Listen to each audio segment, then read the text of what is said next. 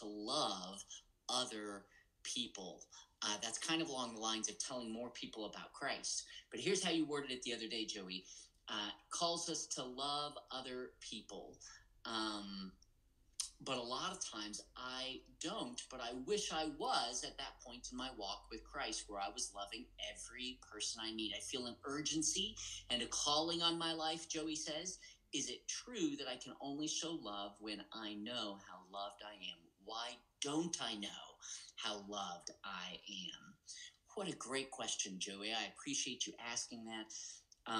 We don't know how loved we are because however much I know of God, no matter how accurate my knowledge of him, he is infinite and I am finite. So I will spend eternity, me, Joey, I will spend eternity coming to understand how loved I am.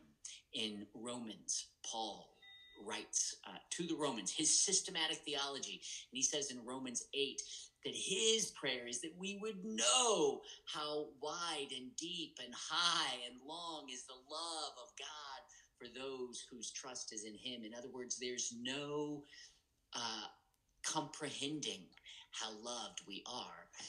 So don't be daunted. I, as a child, didn't force myself to grow up by trying to grow up. I grew up in time and with experience.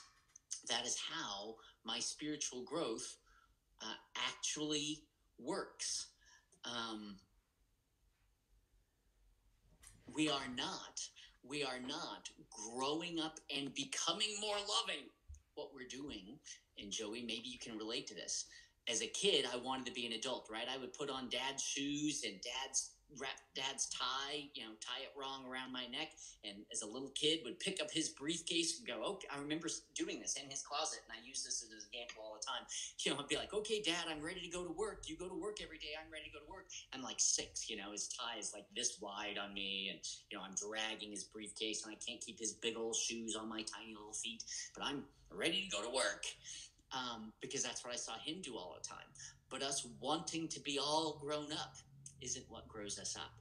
Instead, we actually grow not in how effective we are at loving other people. Not, I'm going to learn how loved I am. How can I learn how loved I am?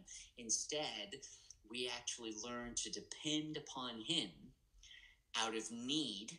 Instead of trying to meet my own needs, I learn, often out of my own failure in the flesh, how to depend upon him, that I must depend upon him.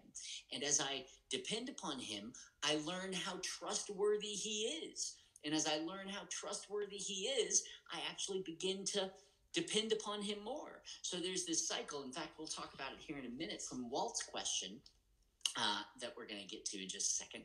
But I actually am not growing. Of course, I am growing in love, but I'm not trying to love. I'm not trying to have joy. I'm not trying to have peace, right? Galatians 2 describes those as the fruit of the Spirit. It's the Spirit that produces love and joy and peace and patience. My trying to love, my trying to be at peace, be at peace, be at peace, be at peace. Don't be angry, don't be angry, don't be angry. That doesn't work. I actually get more angry. I actually get more frustrated. I actually stumble more. The Spirit produces these things as I look to Christ. I can't produce them as I look to myself. Even the new self who's in Christ doesn't produce those things in and of myself, right? The new, holy, righteous self in Christ doesn't produce love, the Spirit. The new self is designed to run off the indwelling life of Christ. And Christ produces love for other people. As I look to him and see how loved I am, despite my failures, that's how I know how loved I am, that I can screw up and God still loves me. And I go, oh, God, you're so good. You're so enough. You love me no matter what I do. That makes me more compassionate. That makes me more loving. I see Sarah's asking a question about anger and sin. I'll allude to that here in a moment. There's no hope of me causing more love or discovering. I'm going to go discover for myself, mine the love of God. That's an okay pursuit. I would gladly encourage you to pray that you would know more how loved you are, how free you are, how empowered you are. But you see, it's God who's going to reveal that, not me that's going to uncover it and measure it out and cause it more. So I admire, Joey, that you want to be more loving. Good luck. You can't produce it.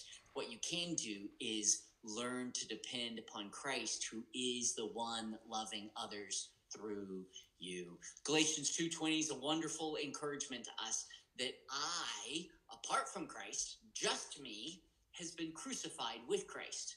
So just me no longer lives. But now there's an us me, right? The Christ now lives in me. It's Christ in me. It's not Christ apart from me. I don't have to become less. That's the old me, so that he can become more. That's not how the new economy of the new covenant works. I'm not John the Baptist, where my ministry is ending and his Christ ministry is launching. No, his ministry is working through me, the real me, the new me, as he lives inside me. So I, apart from Christ, have been crucified with Christ, and I, just me, am no longer the one doing the living. Now it's Christ who is living in me, through me, making himself known through me, producing fruit in me for other people. His peace, his joy, his love, his kindness. So I'm not trying to be more loving. That would speak of me. Look how loving Mike is. But if I can go, oh God, only you can love my wife completely unconditionally, but I'm available. I want you to do that through me. You love her, but use me to do it.